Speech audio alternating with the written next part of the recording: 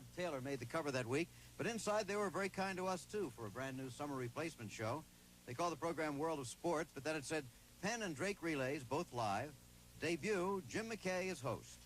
Yes, that was the first occasion on which the program was introduced to you by a young man with a crew cut and high hopes. I'm Jim McKay at Franklin Field in Philadelphia for the 67th annual Penn Relay Carnival.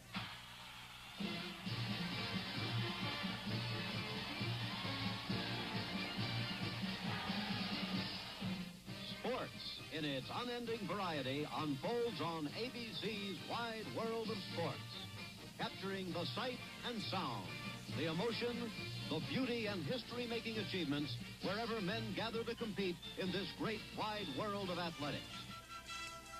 This special Crystal Anniversary edition of ABC's Wide World of Sports is brought to you by Suzuki. Forget your troubles, get on Suzuki. They're designed to be the most trouble-free motorcycles in the world. By Zebco, a Brunswick company, the folks you fish with. And by Gold Label Luxury Cigars. With Gold Label, you get 24-karat quality.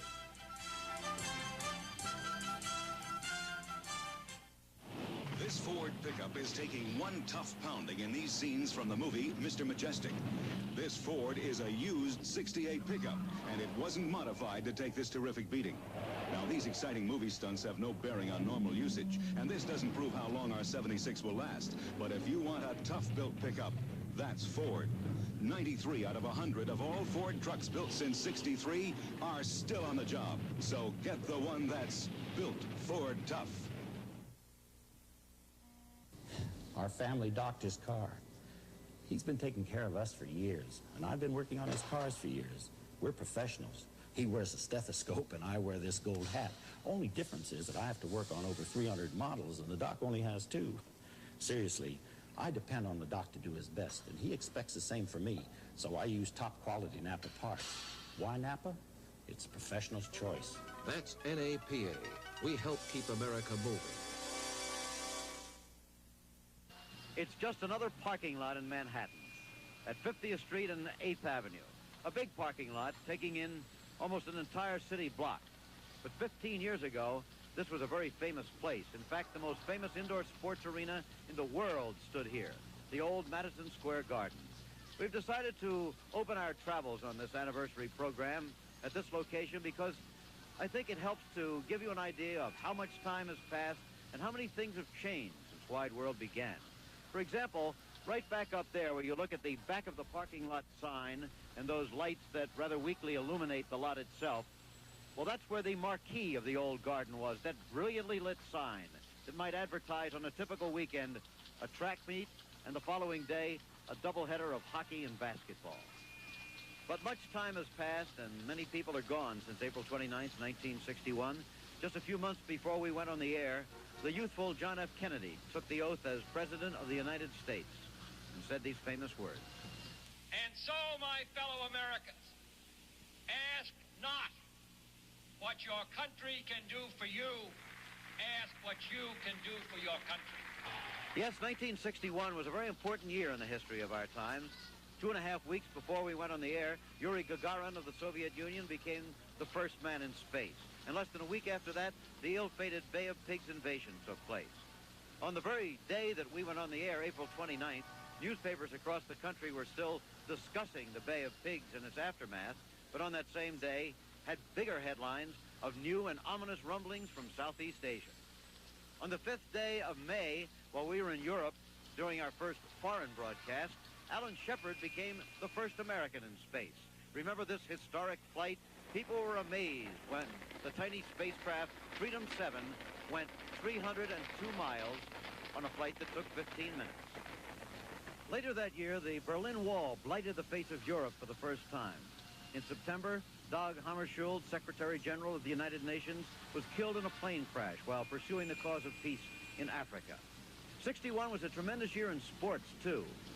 And I suppose the most historic single moment came right here when Roger Maris finally broke Babe Ruth's record.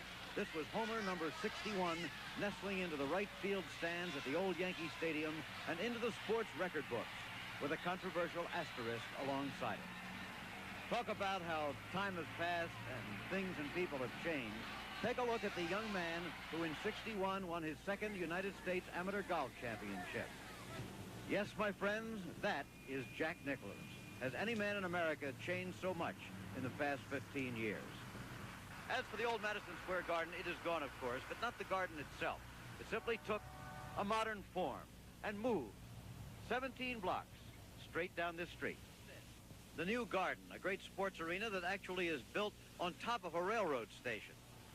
But not only the sports arenas have changed since 1961, to a great extent, the sports taste of the American people has also changed. For example, who could have imagined 15 years ago that a big place like this could be filled to capacity so that New Yorkers could get their first in-person look at an 83-pound Russian girl gymnast? And one silver medal at the Olympics, Olga Korbut. The most exciting performer ever. The same routine as that Monday night. Now here it comes. No margin for error. Back Summy catch. He did it again. And watch this free drop into a hip circle. There's just no let up in this exercise. Pivot, stomach whip, drop kip, and the dismount. Olga Korbut. There she is. Well, she sure makes contact with that crowd.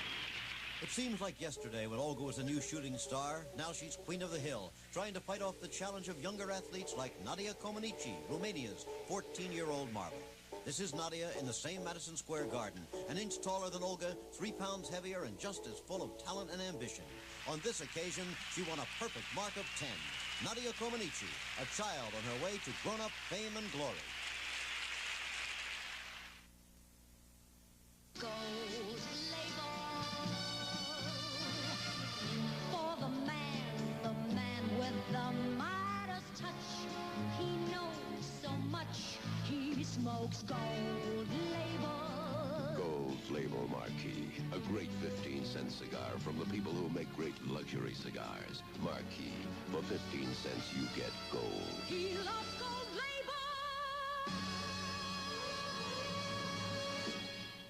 Simplicity's new 8-horsepower lawn tractors make picture book lawns easy as ABC. Free-floating mower action follows ground contours for anti-scalp mowing, regardless of dips or ridges. Now get simplicity quality at a surprisingly low price. And remember, when it comes to lawn and garden care, Simplicity wrote the book. Look for your Simplicity dealer in the Yellow Pages or call toll-free. In these 15 years of wide world, the sport of motor racing has provided us with many thrills, from Indianapolis to Le Mans to the streets of Monte Carlo. And all through that time, one name has been constant, the man who drives this race car in the year 1976, the fabulous A.J. Foyt of Houston, Texas. When we started, he was just as big a name as he is today. But the greatest fortnight of his career started with the rain-delayed finish of the Indianapolis 500 of 1967, his third Indy victory. There's an accident on the front straightaway. There's 2, 3, 4 cars. Where's Foyt? I don't know whether he can get through or not. Hitting the wall, bouncing back across the straightaway. Foyt's only got a couple hundred yards to go, but where is he? There he is. He's gonna get through. A.J. Foyt will win the Indianapolis 500 in an incredible, thrilling finish. 2 weeks later, A.J. was in the unaccustomed surroundings of Le Mans, France at the 24-hour race. This marvelously romantic running start is a thing of the past now, but in 1967, it led to an American victory. A.J. Foyt and Dan Gurney, 2 of their country's greatest racing names, teaming to win the great endurance contest. A.J. has since said that this double victory was the greatest achievement of his racing life. It was surpassed later when the late Graham Hill of England scored motor racing's only career Triple Crown to win Indy, Le Mans, and the World Grand Prix Driving Championship in a lifetime. Here you see him leading Jim Clark through the streets of Monte Carlo in 1963. And now they're going to come down this long straightaway at about 125 miles an hour and then into the gasometer turn. It's interesting that they take it in 2 entirely different ways. Hill there on the left starts on the outside, then cuts to the inside. Clark starts on the inside, cuts to the outside. Well, there's Clark. See it? He slides out, and then Graham Hill, and he cuts on the inside and takes the lead again. Actually, on that gasometer turn, almost every time, Jim Clark takes the lead for perhaps a tenth of a second. Graham Hill won at Monte Carlo an amazing 5 times, but the name of Jim Clark was bigger. He won 2 world titles, Indianapolis, and also a world record 25 Grand Prix races before meeting his death in the woods of West Germany. Clark's record for victories was surpassed by a fellow Scotsman, Jackie Stewart, a 3-time Monte Carlo winner, as flamboyant as Clark was quiet. Jackie won 3 world titles, 27 Grand Prix races, then joined us as a commentator. It was then only that he first viewed the infield scene at Darlington, South Carolina. Now, this isn't Monte Carlo, but it seems almost like it could be. There's gambling going on, there's money on the table. Pretty dangerous leaving that sort of money with a Scotsman around.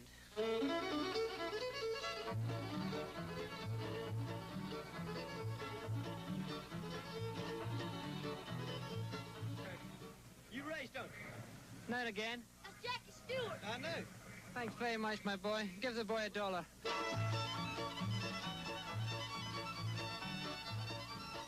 Who's your favorite driver? Bobby Allison. Yeah? Do you know who Jackie Stewart is? I guess he drives USAC. USAC? Yeah. The American. Is he an American driver? I believe he is. I don't know. Why do you come to the race? Just to watch the cars. The race cars? And what else? The boys. And the boys? Does motor racing attract attractive men? Sure does. Well, here I am in famous Darlington downtown. This is America for me. Something totally new, something I haven't even imagined could be possible in motor racing. A new look totally. Everybody seems to be very loose. They seem to enjoy themselves. They seem to enjoy the individuality of being able to wander around without the restrictions of the grandstand. They certainly seem to enjoy themselves. Few of them seem to see the race completely. They seem, however, very happy. A wee bit full, but the beer seems to have done them a lot of good. They're very relaxed, they're enjoying the sun, and I think really they are also enjoying the motor racing. It was at Darlington in 1965 that we saw one of the most breathtaking accidents, one from which the victim emerged uninjured. He looks like he's going to make his move now. Look, he's getting far enough up, and those boys are in trouble. Oh, Yarborough right out of the racetrack. We can just see his car tumbling end over end, and that's the last we've seen of it. There's McQuagg, who was in the crash with him, in number 24. That car's a wreck. Can't imagine what the one outside the track is. At Daytona in 1971, Maynard Troyer rolled at least 18 times in this one-of-a-kind crash. Maynard remembers only the first roll, he says. Total injuries, scratches, and a mild concussion. This is another crash that bears testimony to the tank-like construction of NASCAR racing machines. Walter Ballard tangling with Buddy Baker also at Daytona in 1972. Crashes like these in a true stock car like your own would mean certain death or serious injury. Ballard walked away. He burned his hands getting out of the car and got his eyes full of dirt. That's all. He raced again within a week and drove this car again shortly after. Like everything else, stock car racing has changed. So have the drivers, like the king of them all, Richard Petty. You'll see him in full facial hair here for a bicentennial celebration at his home in Level Cross, North Carolina. Well, the biggest change from everybody's standpoint has been that the tracks have got bigger. We've got more bigger tracks, and the spectators we have so many more spectators than what we used to, and I think the whole racing scene has grown into a lot more of a prestigious thing than what it was 15 years ago. And I think ABC Wide World of Sports has really created a lot to help us, because they've given us a lot of exposure outside the South where we generally located. They've given us exposure all over the United States, and this gets people interested in us, and this means that we have more crowds. So we hope that in the next 15 years that we can continue to grow and that ABC stays with us. The man is golfer Johnny Miller. The look is Johnny Miller menswear. The idea is a very smart one. At Sears, you buy each piece separately, then put together the outfits that suit you. The patterns, the solid colors all work together handsomely and at sensible prices. Johnny Miller menswear. It's a very together look. And that's America style. Exclusively in selected larger Sears stores. If you want to learn something about fishing tackle, it pays to watch what the good fishermen are using. The Zebco One Reel. It's got the retrieve ratio you need to bring in line fast. And the smooth star drag that won't stick on you when you're horsing in a big one. Zebco One. One of the many fine reels from Zebco. Reels and rods, camping equipment, Ben Pearson Archery. From Zebco, the folks you fish with. This is the ring at Wembley in London, England. In its own way, an historic and nostalgic evidence of the brash young man, once known as Cassius Clay.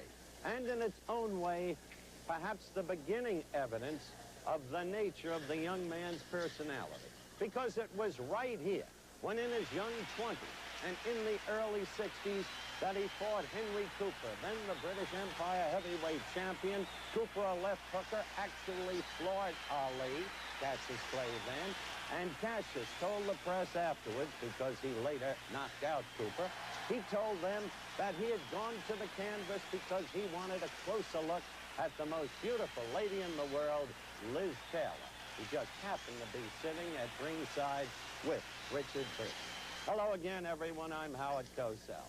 And at this stage of the game, on the 15th anniversary of ABC's Wide World of Sports, we thought it altogether fitting and proper to begin our recital of the Ali career right here at Wembley, where Muhammad enjoyed that moment I have just described. 15 years, and what an extraordinary and still continuing saga. A young man taken lightly at first.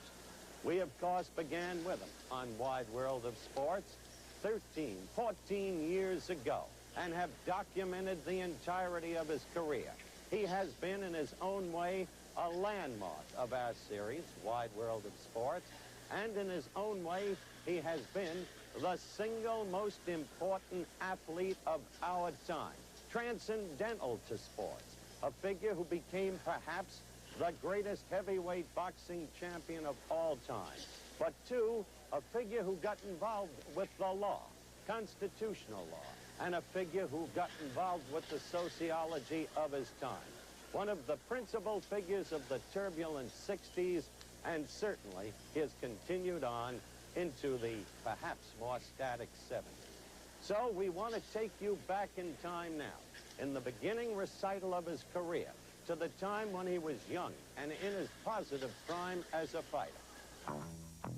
This was when Cassius Clay first won the heavyweight championship against Charles Sonny Liston.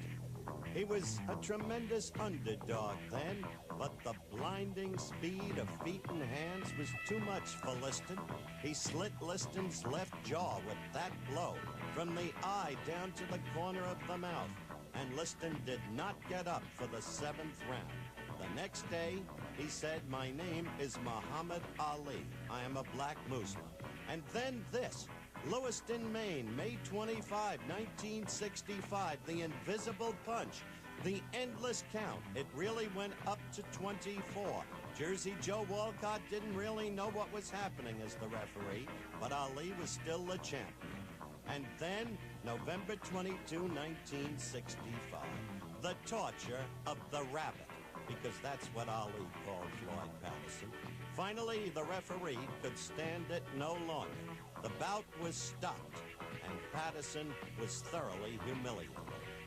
After that, the bleeder again, Henry Cooper, Arsenal Stadium, May of '66. And Ali did away with Cooper the second time around. But he liked London at that stage of his life because this was August in London. Look at the hand speed against the Blackpool bust, Brian London. After that, Frankfurt, West Germany. The troublesome German southpaw, Karl Mildenberger, September of '66, and he couldn't put him away until the 12th round. And that right lead destroyed Mildenberger in the ultimate. And then Cleveland Williams back to the United States, Houston, Texas. Watch this. Williams knocked out in the 3rd round. That was when he introduced the double shuffle. And then Houston again, February of '67, Ernie Terrell, the torture of Terrell. What's my name? What's my name? Because Terrell would not call him Ali. After all that you have just seen, there was another fight yet to come. March of 1967, the place, New York's Madison Square Garden. The opponent, a man Ali seemed to genuinely like, Zora Folley, who died not too long ago in a terrible tragedy in his Arizona home. But it didn't seem that Ali wanted to hurt Folley. Finally, in an almost merciful way, he knocked him out. After that, April 28, 1967, Federal Customs Building, Houston, Texas, San Jacinto Street. Ali rejected military induction, would not take the step forward that would have made him a member of the United States Army.